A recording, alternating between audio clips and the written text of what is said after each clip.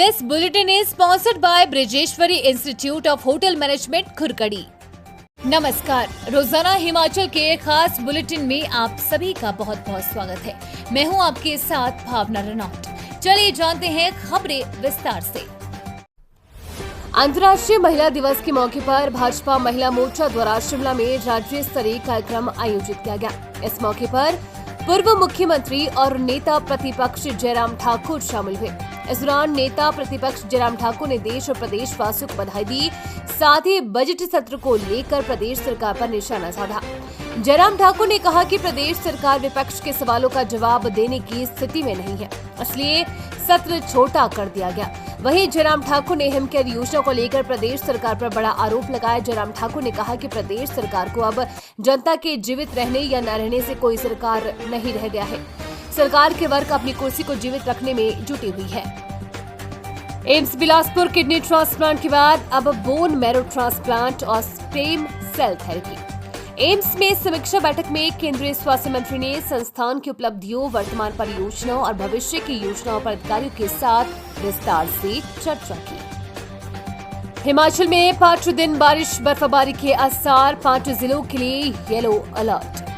पश्चिमी विक्षोभ की सक्रियता के चलते हिमाचल प्रदेश के कई भागों में लगातार 5 दिन बारिश बर्फबारी का पूर्वानुमान है। आज राजधानी शिमला सहित अन्य भागों में मौसम साफ बना हुआ है। मौसम विज्ञान केंद्र शिमला के अनुसार 9 मार्च को लाहौल स्पीति, किन्नौर और चंबा, कांगड़ा और कुल्लू जिलों के ऊंचे इलाकों में अलग अलग स्थानों पर हल्की बारिश बर्फबारी की संभावना है। स्कूलों में अप्रैल और कॉलेजों में शिक्षकों के 1 मई से होंगे तबादले, सरकार ने लिया फैसला।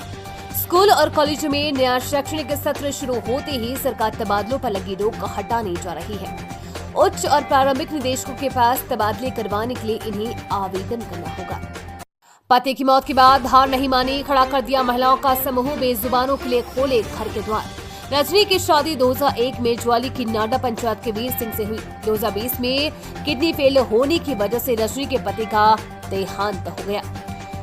फिर भी उन्होंने ये ठाना कि वो किसी पर आश्रित नहीं रहना चाहती है। 10वीं पास 47 वर्षीय रजनी पति दिवंगत वीर सिंह के जीवन की कहानी भी कुछ ऐसी ही है।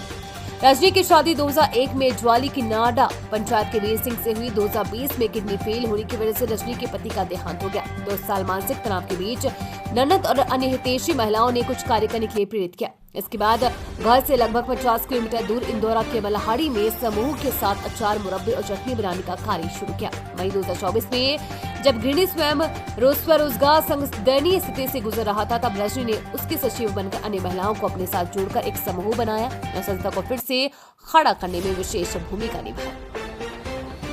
बिलासपुर के एम्स में बनी VRDL खतरनाक वायरस की होगी जांच, जेपी नड्डा ने किया शिलान्यास। बिलासपुर एम्स को रीजनल VRDL प्रयोगशाला दी गई, जो कि देश भर में 165 है। इससे पहले वायरस टेस्ट को पुणे लैब भेजा जाता था। खेत से खेल मैदान तक परचम आसमां में उड़ान भर रही है बेटियां। चाहे सामाजिक सरोकार हो, खेत खलिहान हो, प्रशासनिक सेवा हो या फिर खेल का मैदान, प्रदेश की महिलाओं ने परचम लहराया है। इतना नहीं, बस और ट्रक नहीं, टैक्सी के अलावा हवाई जहाज भी सूबे की बेटियां उड़ा रही है।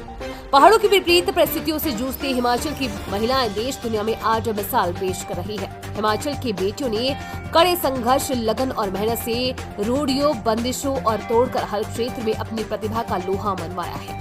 चाहे सामाजिक सरोकार हो, खेत खलिहान हो, प्रशासनिक सेवा हो या फिर खेल का मैदान, प्रदेश की महिलाओं ने परचम लहराया है। इतना नहीं, बस, ट्रक और टैक्सी के अलावा भी हवाई जहाज तक बेटियां उड़ा रही हैं।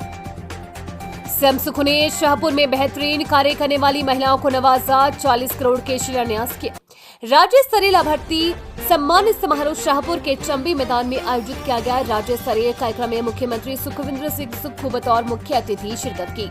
उम्मीद है आपको आज का बुलेटिन पसंद आया होगा। इसी के साथ हिमाचल की तमाम खबरों को जानने के लिए रोजाना हिमाचल के पेज को फॉलो, लाइक और सब्सक्राइब करना बिल्कुल न भूलें।